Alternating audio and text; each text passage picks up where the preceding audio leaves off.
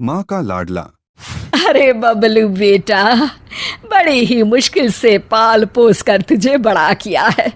तू जानता है, एक बार घर में दूध सिर्फ 1 गिलास ही बचा था। फिर माँ, फिर क्या हुआ?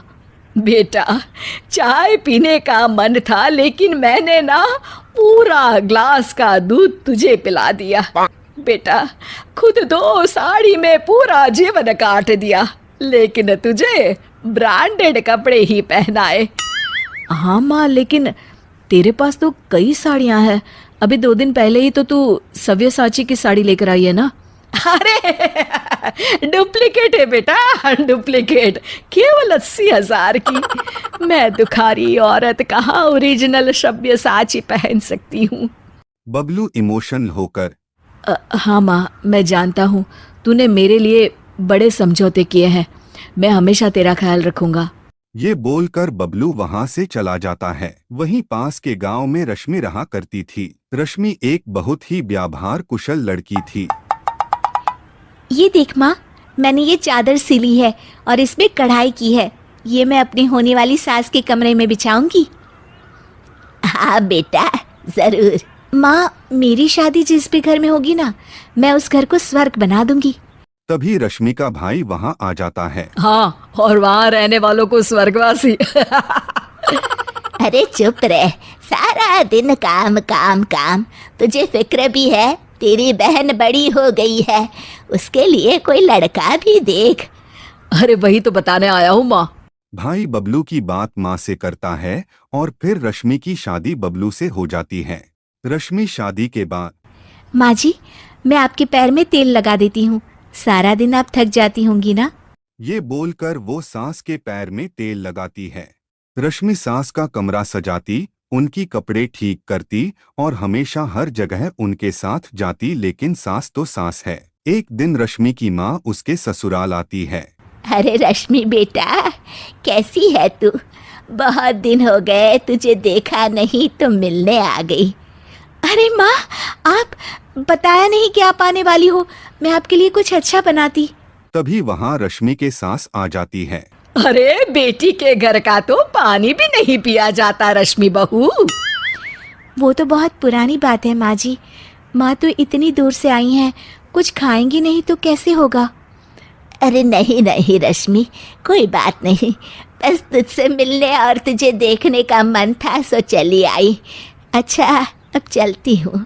रश्मि को सास की बात का काफी बुरा लगता है, लेकिन वो कुछ नहीं कहती। अगले दिन, अरे बबलू, तेरी सास आई थी कल, बेटी के घर आई और वो भी खाली हाथ। मैंने तो खड़े पैर ही वापस करवा दिया। ठीक किया माँ, आप जो कहेंगी करेंगी, वो कभी गलत हो ही नहीं सकता। रात में रश्मि बबलू की कमरे में आने का इंतजार करती है। आज तो मैं इनसे पूछ कर ही रहूंगी, ये क्या तरीका होता है? मेरी माँ इतनी दूर से आई और बिना कुछ खाए पिए चली गई। बबलू की माँ बबलू को कमरे के बाहर ही रोक लेती है। अरे बबलू बेटा, जरा पैर तो दबा दे। माँ, मैं थक गया हूँ, रात काफी है, कल दोपहर में रश्मि दबा देगी।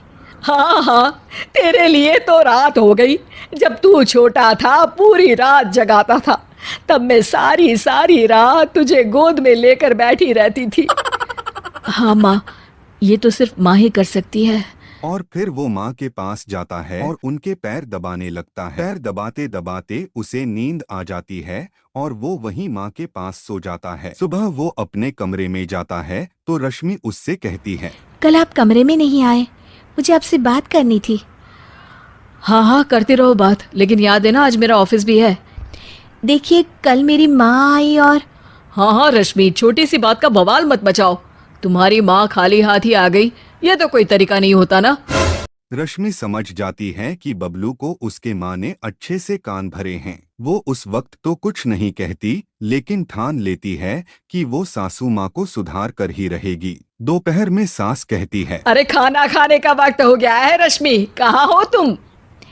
माँ जी, हमारे घर में रिवाज है कि जिस दिन ससुराल से बहू की माँ बिना खाए जाए, उसके अगले पूरे 1 हफ्ते ना खाना बनाता है ना कोई खाता है। ये बोलकर रश्मि वहाँ से चली जाती है। सास किसी तरह खाना बनाकर खाती है। अगले दिन अरे रश्मि, मेरे पैर में दर्द है, जरा तेल तो लगा दे।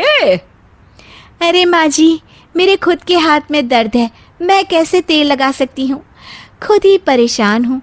ये बोलकर वो फिर वहाँ से चली जाती है। सास परेशान होकर अपने बेटी को बुलाती है कि वो रश्मि से बात करे। अगले दिन ननद कहती है, अरे भाभी, माँ की चाय का वक्त हो गया है, क्यों कोई उन्हें चाय नहीं देगा क्या?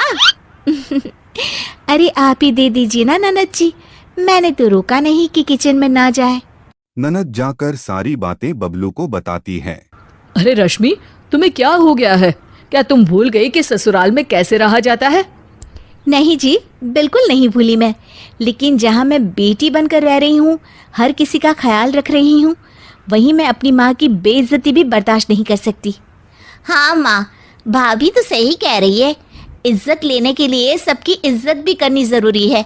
अगर मेरे ससुराल से मैं तुम्हें ऐसे भगा देती तो।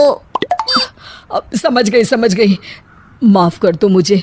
रश्मि ने बहुत अच्छे से घर को चलाया, अपना समझ कर रही, और इतना ही नहीं, बबलू से ज़्यादा ख्याल भी रखा। लेकिन मेरा भी फ़र्ज़ था कि मैं उसकी भावनाओं को समझती।